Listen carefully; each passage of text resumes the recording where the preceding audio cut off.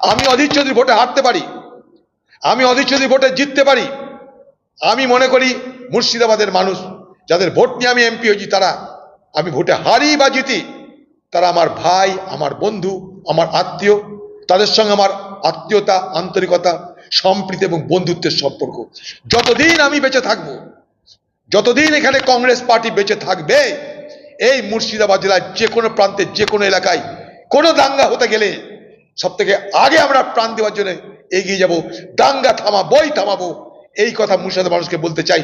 কোনো প্ররোচনায় পা দেবেন না, যাকে খুশি ভোট দিন, কিন্তু সাম্প্রদায়িক মানসিকতায় কেউ ভোটে অংশগ্রহণ করবেন না।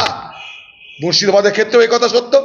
বাংলার মানুষের কাছে একটাই দাবি করতে চাইছি, যাকে খুশি ভোট দিন, কিন্তু সাম্প্রদায়িক মানসিকতায় আক্রান্ত হয়ে ভোটে অংশগ্রহণ করবেন না। তাতে সমাজের ক্ষতি, রাজ্যের ক্ষতি। শুধু লাভ কার? সরকারি দল আর বিরোধী দল। যারা বাংলাকে বিরোধী দল তাদের লাভ, যারা সরকারি দল তাদের লাভ। আমরা সকলের দল, মনে রাখবেন।